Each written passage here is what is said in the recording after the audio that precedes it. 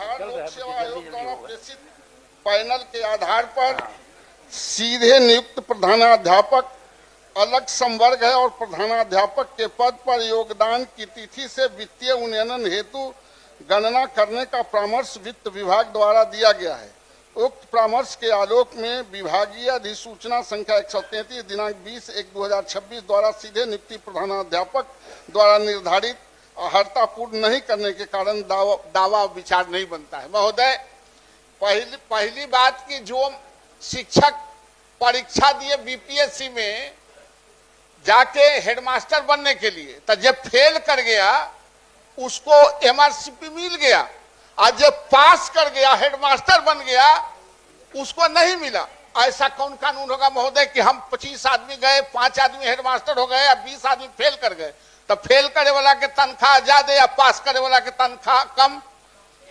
महोदय, और इनका जो पत्र है वो मैं बता देना चाहता हूं महोदय। एक पत्र है इनका अपर सचिव वित्त विभाग का, संकल्प भी है। इसमें साफ कहते हैं, केंद्रीय व्यवस्था के आलोक में स्पष्ट किया जा रहा है कि 12 वर्षों की सेवा पूरी करने पर दिनांक 1/1/2009 के बाद की तिथियों में MSCP 2010 के आलोक में द्वितीय वित्तीय उन्नयन दिया जाना हो। उन्हें प्रथम वित्तीय नियुक्ति के तिथि से लगातार संतोषप्रद सेवा प्रदान करने पर 20 वर्षों पर द्वितीय वित्तीय उन्नयन देने तिथि से प्रदान किया जाएगा। पूर्व के सभी परामर्श निर्देशक तथा स्वतः संशोधित हो जाएगी। महोदय, जिसको यह कह रहा है कि जिसको 20 वर्ष का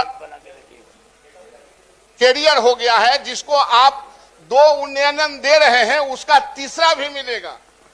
और अच्छा, पहले आप लोग बोल लीजिए तो हम मैं छोटी सी बात, ये सरकार का पत्र है, वित्त विभाग का पत्र है और शिक्षा विभाग का पत्र है। जो माननीय सदस्य महोदय का प्रश्न है, जो उत्तर दिया गया है वो गलत उत्तर है विभाग के द्वारा। इसमें लिखा हुआ है, अनुभव के आधार पर सहायक शिक्षकों की नियुक्ति परीक्षा के माध्यम से प्रधानाध्यापक के पद पर की गई है, यहाँ प्रोन्नति नहीं दी गई है। दूसरा है जो कि इसको फ्रेश रिक्रूटमेंट नहीं माना जाएगा, क्योंकि उनके पूर्व की सेवा पर वो हेडमास्टर बने हैं। ये 3480 है पत्र संख्या, और दूसरा एक 15,338 है जो 2012 को निकला, ये 2014 को निकला है। इसमें मंत्री महोदय कंडिका 3 में स्पष्ट है कि तृतीय वित्तीय उन्नयन की स्वीकृति के लिए 10 वर्षों की सेवा की अनिवार्य शर्त नहीं है। ऐसे कर्मचारी जिन्हें पूर्व में 2 वृत्तीय उन्नयन प्राप्त हो चुका है को 30 वर्षों की नियमित सेवा पूर्ण होने के बाद 1/1/2009 या बाद की तिथि में तृतीय वित्तीय उन्नयन देय होगा। तो फिर विभाग कौन पत्र के आलोक में वहां से जा रही है, भाग रही है? मुझे लगता है ये विभाग का पत्र है महोदय, मैं मंत्री महोदय को दे भी देता हूं। इस पत्र के आलोक में मिलना चाहिए, लेकिन बेवजह इसको लंबित रखा जा रहा है।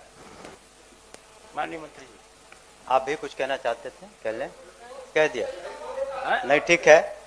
जिस पत्र का बारे में माननीय सदस्य जिक्र कर रहे थे उसका हम पुनः समीक्षा कर लेंगे, वो हमें दे दें, और इसमें अगर कोई कमी रह गई है तो उसमें हम लोग सुधार कर लेंगे, उसमें कोई दिक्कत नहीं है। अगर चूंकि इस वैसे तो मैंने पढ़ा था, लेकिन इस पत्र का जो आपने नया जिक्र किया है तो ये हमारे संज्ञान में नहीं था, तो इसलिए नहीं, इस पत्र का हमारे व्यक्तिगत संज्ञान में नहीं था, तो इस चूंकि आपने हमारे संज्ञान में लाया तो हम कह ही रहे हैं कि इस पत्र का हम स्वयं संज्ञान लेकर के, और इसमें जो कमी है या रह गई है तो ऐसी बात नहीं है कि हम लोग की मंशा है विभाग की कि किसी को उसके जो दे उसको फायदे होने या जो देना अनिवार्य है उससे हम लोग उसको वंचित रखेंगे। इसको हम पुनः देखें। ठीक।